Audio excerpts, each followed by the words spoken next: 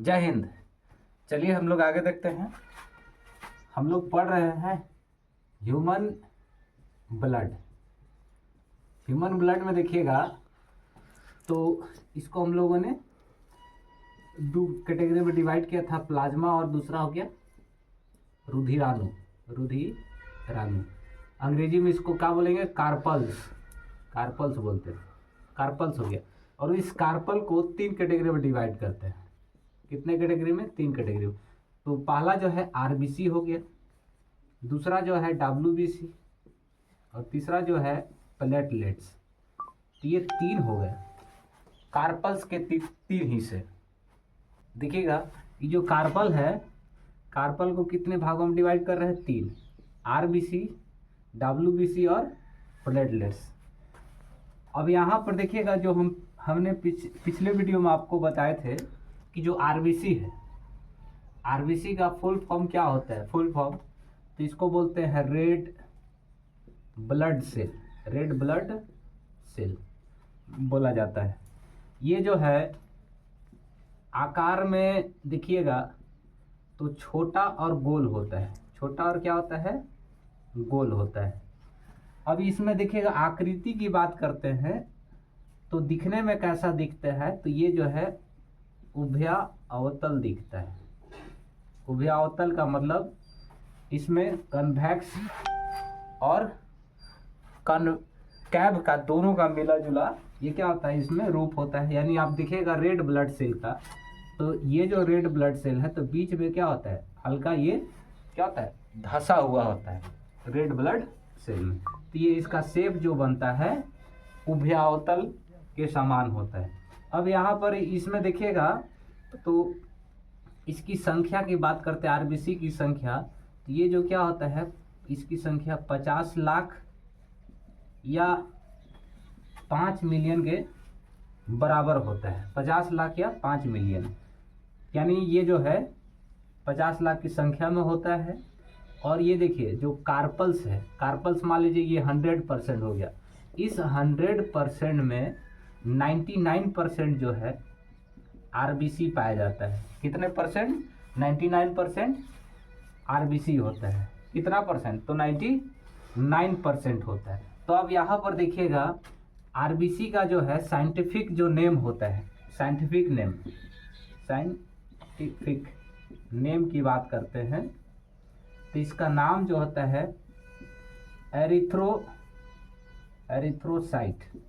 Erythrocyte बोलते हैं। RBC का साइंटिफिक नेम क्या होता है? तो एरिथ्रोसाइट होता है। ये चीज हो गया। आरबीसी की जो खोज है, खोज की बात हम लोग करते हैं तो एंटोनी वान लीवेनहॉक के द्वारा किया गया था। यानी आरबीसी की खोज किसके द्वारा किया गया? एंटोनी वान लीवेनहॉक के द्वारा। तो यहाँ देखिएगा रेड ब्लड सेल आकार छोटा और गोल होता है। आकृति में देखिएगा तो इसका आकृति उभया अवतल होता है। इसकी टोटल संख्या देखिएगा तो 50 लाख या 5 मिलियन हो गया। टोटल जो है 100% अगर मान लीजिए कार्पल्स है तो उस कार्पल में 99% जो है आरबीसी पाया जाता है। इस साइंटिफिक नेम इसका क्या है? एरिथ्रोसाइट बोलते हैं। इसका खोज जो है एंटोनी वान लीवेनहॉक के द्वारा किया गया था। अब यहाँ पर देखिएगा जो आरबीसी है, ये जो रुधिराणु जो कार्पल में ये जो आरबीसी है ये सबसे मुख्य सेल है, मुख्य सेल होता है। और यहाँ पर देखिएगा कि यहाँ देखिए कि जो आरबीसी है, आरबीसी से ही क्या होता है? ब्लड ग्रुप जो है, ब्लड ग्रुप डिसाइड होता है। आरबीसी से ब्लड ग्रुप डिसाइड होता है, चाहे वो ए हो, चाहे ए बी हो, चाहे ओ हो गया, चाहे बी हो गया। ये 4 ब्लड ग्रुप होता है। तो यही आरबीसी क्या करता है? ब्लड ग्रुप का डिसाइड करता है कि ब्लड ग्रुप व्यक्ति में कौन सा ब्लड ग्रुप होगा। तो ये आरबीसी ही डिसाइड करता है और ये मुख्य सेल होता है। ब्लड ग्रुप का डिसीजन कौन करेगा? आरबीसी ही करता है। तो ये चीज आप समझ गए आरबीसी में। और देखिएगा यहाँ पर समझिएगा कि जो हमारा मेल और फीमेल की बात करते हैं, तो ये हो गया फीमेल और ये हो गया मेल।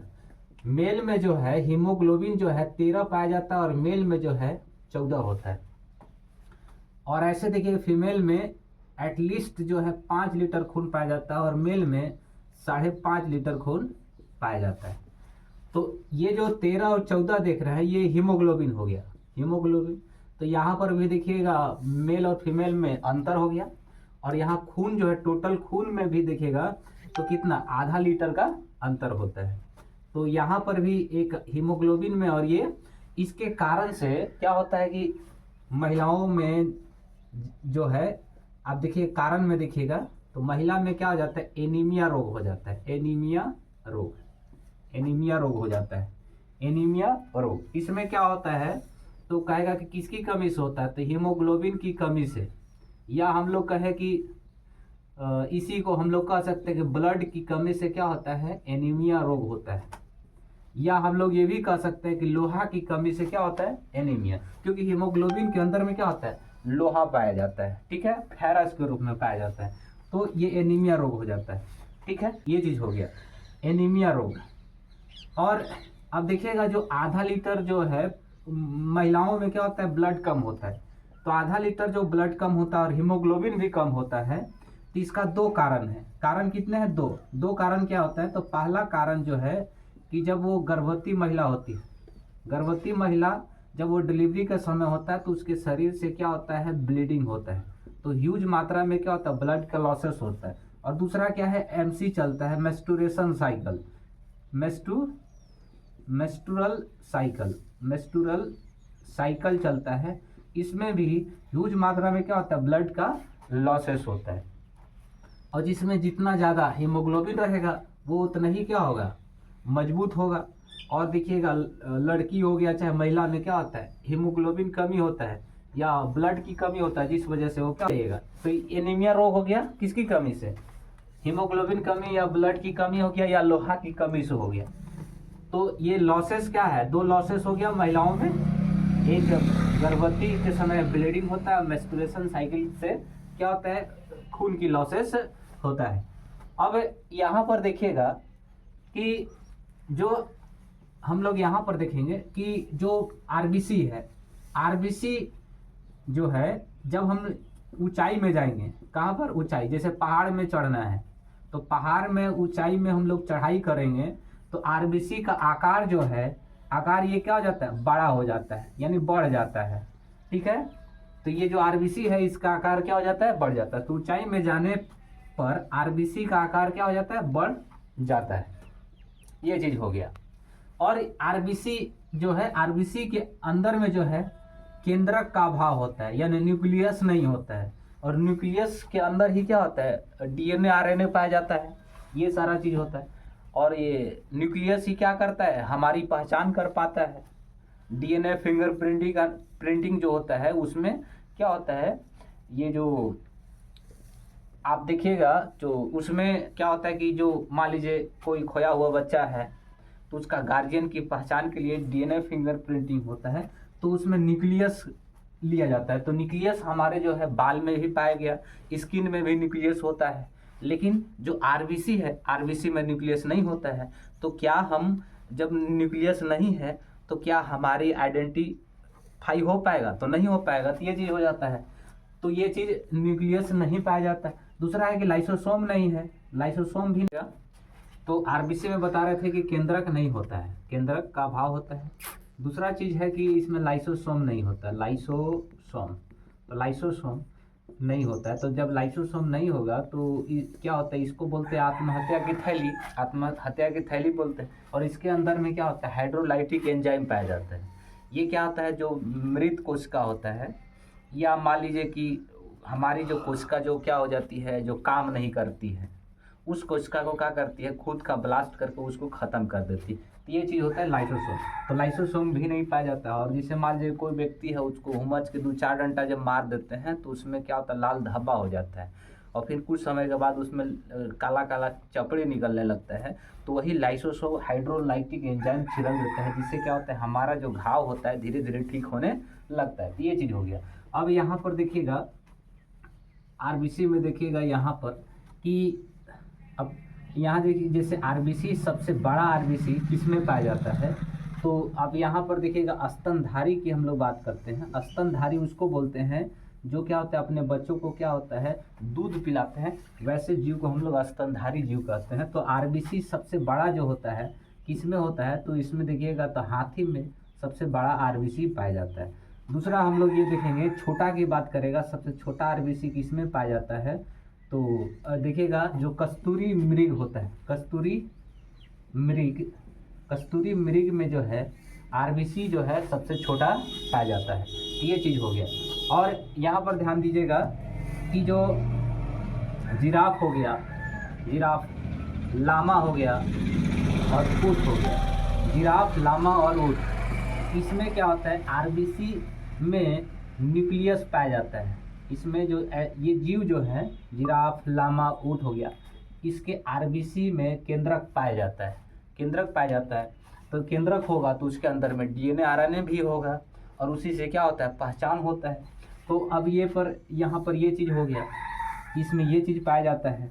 और देखेंगे तो कहेगा कि सबसे बड़ा जो है, सबसे बड़ा जो आरबीसी किस में पाया जाता है, सबसे बड़ा मतलब कहने का मतलब है ओवरऑल में सबसे बड़ा जो है किस में पाया जाता है, तो एम्फीबियन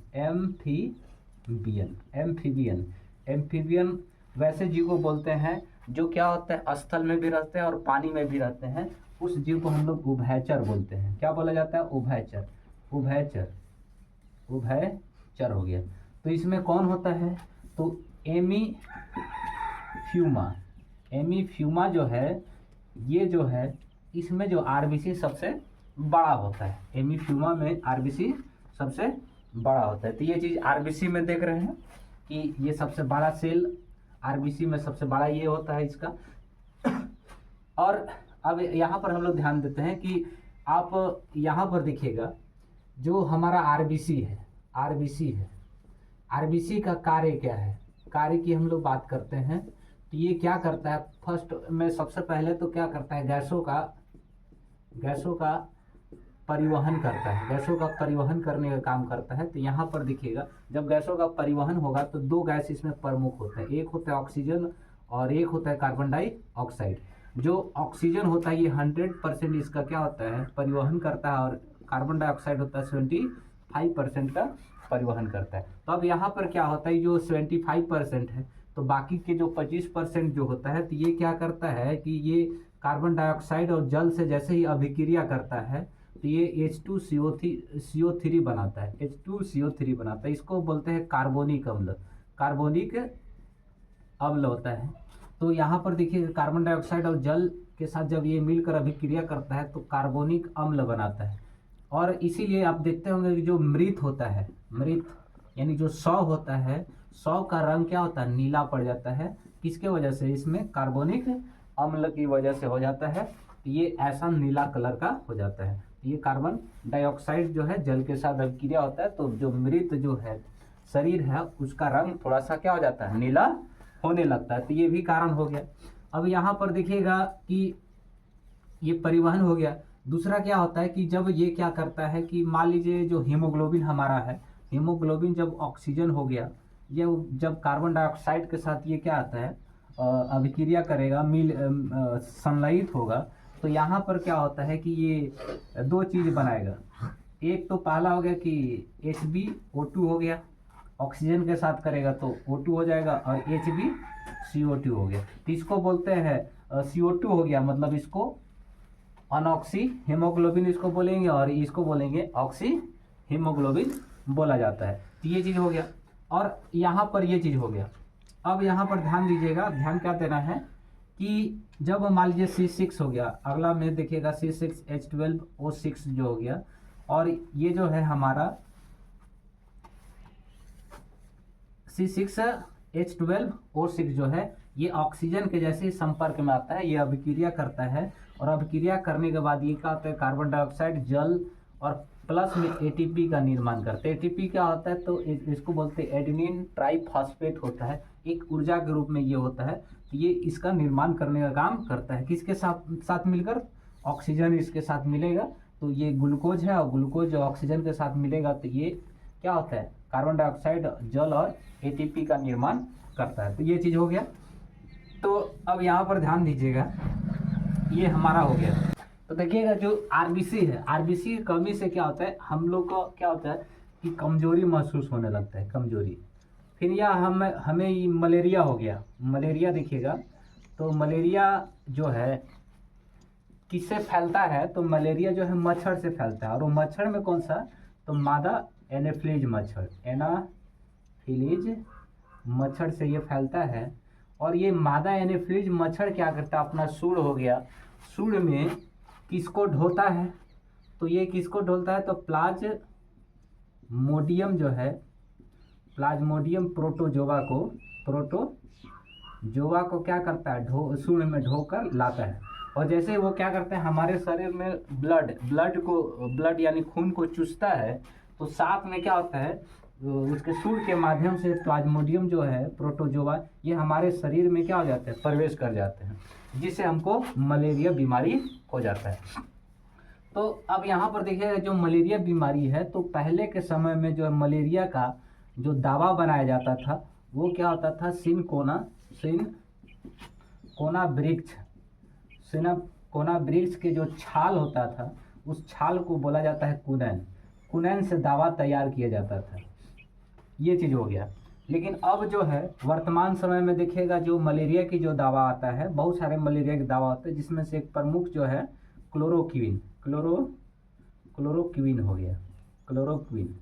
तो ये दवा आती है मार्केट में, ये क्या होता है, मलेरिया के इलाज में इस दवा का यूज होता है। तो ये चीज़ हो गया। आप यहाँ पर ये समझिए कि अगर मान लीजिए हमारे शरीर में हीमोग्लोबिन की कमी हो गया, जैसे एनीमिया बीमारी हो जाता है, तो क्या करना होगा, क्या खाना होगा जिससे क्या हो कि हमारे शरीर में हीमोग्लोबिन बढ़े। तो इसके लिए सबसे पहले आप ध्यान में दीजिएगा कि सेव खाइए, अमरूद खाइए, और दूसरा हम लोग ध्यान में देंगे कि आयरन की गोली लीजिए, आयरन की गोली लीजिएगा। तो इससे क्या होगा, हमारा हीमोग्लोबिन बढ़ेगा, इसका ऑटोमेटिक है कि हमारा आरबीसी बढ़ेगा। तो ये चीज़ हो जाता है, तो ये ध्यान रखना है।